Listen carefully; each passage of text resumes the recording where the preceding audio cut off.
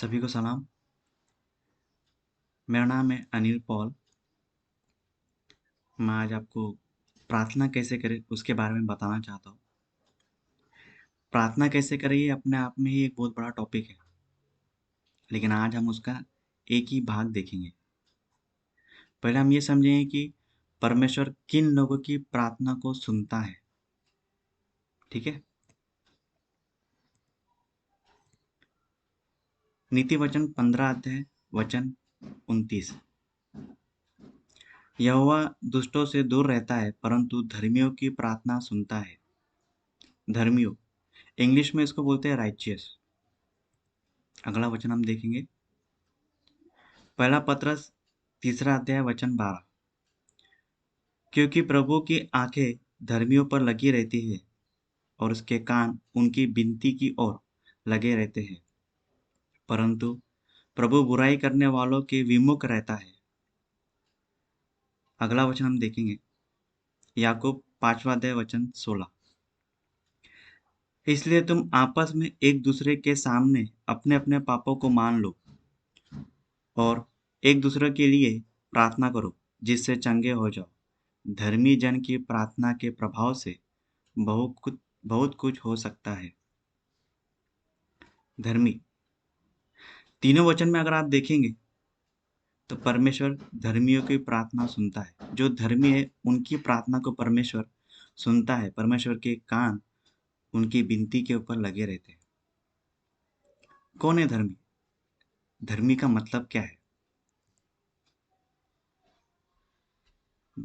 Dictionary में मैंने देखा धर्मी का मतलब क्या है।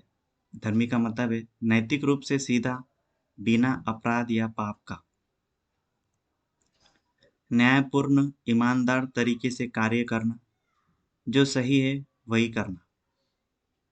ये तो होगा डिक्शनरी का मीनिंग, लेकिन क्या बाइबल बताती है धर्मी का मतलब?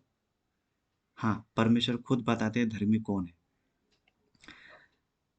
उससे पहले हम ये जानेंगे कि सबसे पहले धर्मी ये शब्द बाइबल में कब आया और किसके लिए आया। धर्मी ये शब्द आया नूह के लिए। उत्पत्ति 7वां अध्याय वचन 1। और यहोवा ने नूह से कहा, तू अपने सारे घराने समेत जहाज में जा, क्योंकि मैंने इस समय के लोगों में से केवल तुझी को अपनी दृष्टि में धर्मी देखा है। परमेश्वर ने सबसे पहले धर्मी किसको देखा? वो था नूह। धर्मी का मतलब क्या है हम इसको जानेंगे। यहेजकल 18वां अध्याय वचन 5 से लेकर 9 तक हम लोग पढ़ेंगे। जो कोई धर्मी हो और न्याय और धर्म के काम करे और ना तो पहाड़ों पर भोजन किया हो। पहाड़ों पर भोजन करना उस जमाने में ऐसा था कि दूसरे देवी देवताओं को वो लोग पहाड़ पे उनके मंदिर बनाते थे, और परमेश्वर यही कह रहा है कि किसी और देवी देवता के पास में जाके उस जमाने में भोजन ना किया हो। ठीक है। ना इज़राइल के घराने की मूर्तों की ओर आंखें उठाई हो, ना पराई स्त्री को बिगाड़ा हो, ना ऋतुमती के पास गया हो, और ना किसी पर अंधेर किया हो, वरन ऋणी को उसकी बंधक फेर दी हो। ऋणी यानी कि जो कर्जा लेता है उसको कर्जा मुक्त कर दिया हो। ना किसी को लूटा हो, वरन भूखे को अपनी रोटी दी हो और नंगे को कपड़ा ओढ़ाया हो। ये कौन करता है? जो अच्छा मनुष्य होता है वही ये सब काम करता है। ना ब्याज पर रुपया दिया हो, ना रुपए की बढ़ती ली हो, और अपना हाथ कुटिल काम से रोका हो। मनुष्य के बीच सच्चाई से न्याय किया हो। सच्चाई से न्याय, और मेरी विधियों पर चलता और मेरे नियमों को मानता हुआ सच्चाई से काम किया हो, ऐसा मनुष्य धर्मी है। कैसा मनुष्य धर्मी है? जो ना तो पहाड़ों पर भोजन करता हो, ना मूर्ति पूजा करता हो, ना तो किसी को उसने लूटा हो, नंगे को कपड़ा ओढ़ाया हो, भूखे को रोटी दी हो, ना तो किसी से ब्याज लिया हो, जिस किसी को उधार दिया हो तो उसको बंधक मुक्त कर दिया हो। जो सच्चाई से न्याय करता हो, ऐसा मनुष्य परमेश्वर कहते हैं कि वो धर्मी है जो मेरे नियमों को मानता और मेरे विधियों पर चलता हो, वही निश्चित जीवित रहेगा। प्रभु यहोवा की यही वाणी है। समझ में आया? धर्मी कौन है? जो सच्चा और ईमानदार हो, जो अच्छे काम करता हो, जो परमेश्वर के विधियों पर चलता हो, ऐसा मनुष्य धर्मी है। और ऐसे मनुष्य की प्रार्थना परमेश्वर हमेशा सुनता है। नए करार में हम देखेंगे धर्मी के बारे में क्या लिखा है। मत्ती 5वां अध्याय वचन 20। क्योंकि मैं तुमसे कहता हूँ कि यदि तुम्हारी धार्मिकता शास्त्रियों और फरीसियों की धार्मिकता से बढ़कर ना हो तो तुम स्वर्ग के राज्य में कभी प्रवेश करने ना पाओगे। शास्त्रियों वो हमेशा यही चाहते थे कि वो कानून को ज्यादा अच्छा समझते हैं, पर ऐसा नहीं है। यीशु कहते हैं कि तुम्हारी अच्छाई उनकी अच्छाई से ज्यादा अच्छी होनी चाहिए, ज्यादा होनी चाहिए, तभी तुम स्वर्ग में प्रवेश कर सकते हो। अगला वचन, पहला यूहन्ना अध्याय 2 वचन 29। यदि तुम जानते हो कि वह धार्मिक है तो यह भी जानते हो कि जो कोई धर्म के काम करता है वह उससे जन्मा है। जो भी अच्छे काम करता है वो प्रभु यीशु से जन्मा है। रोमियो पहला अध्याय वचन 17। क्योंकि उसमें परमेश्वर की धार्मिकता विश्वास से और विश्वास के लिए प्रकट होती है। जैसा लिखा है कि विश्वास से धर्मी जन जीवित रहेगा। विश्वास से कौन जीवित रहेगा? धर्मी जन। जो धर्मी हो, जो अच्छे काम करता हो, वो विश्वास से जीवित रहेगा। ये इस वचन में लिखा है कि जैसा लिखा है यानी कि पुराने करार में कहीं ना कहीं लिखा है। मैंने आगे लिखा है कि हबक्कुक 2 अध्याय वचन 4, हम उसको ही पढ़ेंगे। देख, उसका मन फूला हुआ है, उसका मन सीधा नहीं है, परंतु धर्मी अपने विश्वास के द्वारा जीवित रहेगा। धर्मी अगर विश्वास करेगा तो ही जीवित रहेगा। साधा मनुष्य जो पाप करता है वो अगर यीशु पर विश्वास करेगा तो वो जीवित नहीं रहेगा। आपको विश्वास करने के साथ साथ अच्छे काम भी करने पड़ेंगे, तभी परमेश्वर हमारी प्रार्थना को सुनता है। अगर धर्मी अधर्म के काम करे तो जो कोई अच्छा इंसान है और अगर वो बुरे काम करने लगा तो क्या होगा उसके साथ? क्या बाइबल इसके बारे में कुछ कहती है? ये आजकल 18वां अध्याय वचन 24 में इसके बारे में लिखा है। परंतु जब धर्मी अपने धर्म से फिरकर टेढ़े काम वरन दुष्ट के सब घृणित कामों के अनुसार करने लगे तो क्या वह जीवित रहेगा? जितने धर्म के काम उसने किए हो उनमें से किसी का स्मरण न किया जाएगा। जो विश्वासघात और पाप उसने किया हो उसके कारण वह मर जाएगा। आपने भले ही पहले कितने भी अच्छे काम क्यों ना किए हो, अगर आप बुरे काम करने लगे तो पहले के कामों को याद नहीं किया जाएगा और आप धर्मी नहीं अधर्मी ठहरेंगे।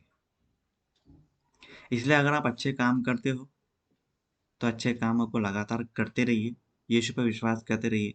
परमेश्वर आपकी प्रार्थना को हमेशा और जरूर सुनेगा। बाइबल में एक उदाहरण मैं आपको देना चाहता हूँ कि बाइबल में एक इंसान था जो धर्मी था, भविष्यवक्ता था। उसका नाम है बिलाम। बिलाम ये मोआब देश में रहता था। उसका काम था भविष्यवाणी करना, लोगों को आशीष देना, श्राप देना। बालक एक राजा था मोआब देश का। जब उसने देखा कि इजरायली आ रहे, इजरायलियों को कनान देश जाना था और उनको मोआब देश से गुजर के जाना था कनान देश, तो उसको लगा कि ये बहुत सारे लोग हैं, ये मेरी सेना से भी ज्यादा है, ये हम पर प्रबल हो जाएंगे, हमारे ऊपर हावी हो जाएंगे। तो इसने इसने सोचा, बालक राजा ने, कि क्यों ना मैं बिलाम को बुला के उन सारे लोगों को श्राप दूं। आइए हम बिलाम के बारे में पढ़ते कि बिलाम कौन था और वो क्या करता था। बिलाम इजरायली नहीं था। वास्तव में वो इजराइल का शत्रु था, लेकिन वह परमेश्वर का सच्चा नबी था। नबी यानी कि भविष्यवक्ता करने वाला। एक अच्छा भविष्यवक्ता था। भविष्यवक्ता यूं ही नहीं बन जाता कोई। जो एक अच्छा और अच्छे काम करता, जो परमेश्वर की राह पे चलता, वही भविष्यवक्ता बन पाता है। भविष्यवक्ता काम होता है कि आगे की भविष्यवाणी बताना, किसी को आशीष देना। किसी को आशीष देना भी एक भविष्यवाणी है। अगर आप याकूब के बारे में देखेंगे, आप इज़ाक जो अब्राहम का बेटा था उसके बारे में देखेंगे, तो आपको मालूम पड़ेगा कि इज़ाक ने आशीष दिया उसके छोटे बेटे को, याकूब को। लेकिन जब एसाव आया, एसाव ने बोला कि मुझको भी वही आशीष दे, तो इज़ाक वही आशीष उसको नहीं दे पाया, क्योंकि एक बार किसी को आशीष दिया, वो वापस किसी और को नहीं दी जाती। ये एक तरीके की भविष्यवाणी है। बिलाम का काम यही था। आशीष और श्राप ये परमेश्वर की ओर से ही निकलते हैं। परमेश्वर ये मनुष्य के द्वारा ही बताता है, और जिसके द्वारा बताता है उसको हम बोलते हैं भविष्यवक्ता। तो परमेश्वर बिलाम के साथ था। परमेश्वर ने बिलाम को बोला था कि तू इनको आशीष देने मत जाना या श्राप देने मत जाना। तो बिलाम रुका रहा। बालाक ने कुछ लोगों को भेजा बिलाम को बुलाने के लिए, लेकिन बिलाम नहीं आया। हालांकि बिलाम को पैसे से प्यार था। पैसे की उसकी इच्छा ने उसे पाप करने के लिए प्रेरित किया। परमेश्वर ने बोला था बिलाम को कि तू जाना नहीं, और वो नहीं गया। अगले दिन फिर से बालक राजा ने कुछ लोगों को भेजा बिलाम को बुलाने के लिए। फिर बिलाम परमेश्वर से पूछता है कि मैं जाऊं। मेरा बोलना ये है कि जब एक बार परमेश्वर ने बोल दिया कि तू नहीं जाना, फिर पूछने की जरूरत क्या है। उसने पूछा, फिर परमेश्वर ने बोला ठीक है तू जा, लेकिन तू श्राप नहीं, तू आशीष देगा। और बिलाम उनके साथ जाने लगा गधे पर बैठ के। कुछ रास्ता गुजरने के बाद में वो गधा चलने ही नहीं लगा आगे। वो उतर के उस गधे को मारने लगा। आप यकीन नहीं करेंगे कि गधा बोलने लगा। गधे ने बोला कि आगे देख, आगे एक स्वर्गदूत तलवार लेके खड़ा है। फिर परमेश्वर ने उसकी आंखें खोली और उसको स्वर्गदूत दिखा। इसका मतलब परमेश्वर नहीं चाहता था कि वो जाए, लेकिन उसके मन में पैसे की लालच थी। आगे हम देखेंगे किस प्रकार उसने लालच के कारण कैसा परमेश्वर को धोखा दिया। यहूदा 11वां वचन, उन पर हाय कि वे केन के समान चाल चले और लाभ के लिए बिलाम के समान भ्रष्ट हो गए। लाभ के लिए, एक कुछ पैसों के लिए, प्रॉफिट के लिए बिलाम के समान वो लोग भ्रष्ट हो गए। बिलाम ने क्या किया जब वो गया? अगला वचन पढ़ लेते पहले। दूसरा पत्रस, दूसरा अध्याय, वचन 15। वे सीधे मार्ग को छोड़कर भटक गए हैं और बओर के पुत्र बिलाम के मार्ग पर हो लिए हैं, जिसने अधर्म की मजदूरी को प्रिय जाना। अधर्म की मजदूरी, आप जो पाप करते उसके कारण आपको पैसा मिले, इसको बोलते हैं अधर्म की मजदूरी। जो भी काम आप करते, बुरे काम करते, उससे अगर आपको पैसा मिल रहा है तो यह है अधर्म की मजदूरी। बिलाम जब गया बालक राजा के पास में, बालक राजा ने उसको कहा कि इजरायली की सेना आ रही है, तो इनको श्राप दे। लेकिन बिलाम के मुंह से सिर्फ आशीष ही निकली। उसने आशीष ही दिया। बालक राजा बहुत क्रोधित हुआ। उसने बोला ये तो तेरा काम नहीं था, तेरा काम था कि उनको तू श्राप दे, लेकिन तूने आशीष दे दी। दूसरे बार भी उसने वही करा, उसने आशीष ही दिया। तीसरे बार भी उसने वही करा, आशीष ही दिया, क्योंकि परमेश्वर उनके साथ था। इजरायलियों को सेना के आगे आगे परमेश्वर खुद चलता था, बादल के रूप में, अंगार के रूप में। परमेश्वर रात में अंगार के रूप में था और दिन में बादल के रूप में। और ये चीज बिलाम ने देखी थी, लेकिन पैसे की उसकी लालच ने उसको इतना अंधा कर दिया कि उसने बालक राजा को बताया कि क्या करना, जिसके कारण परमेश्वर इन लोगों को मारेगा। ऐसा क्या करना, उसने सब प्लानिंग करके रखी थी और उसने उसको बताया बालक को। तो क्या बताया हम लोग आगे देखेंगे। प्रकाशित वाक्य दूसरा अध्याय, वचन 14। पर मुझे तेरे विरुद्ध कुछ बातें कहनी है, क्योंकि तेरे यहाँ कितने तो ऐसे हैं जो बिलाम की शिक्षा को मानते हैं, जिसने बालक को इजराइलियों के आगे ठोकर का कारण रखना सिखाया कि वे मूर्तों के बलिदान खाए और व्यभिचार करें। व्यभिचार करना यानी कि किसी दूसरी स्त्री के पास में जाना, इसको हम लोग बोलते हैं व्यभिचार करना।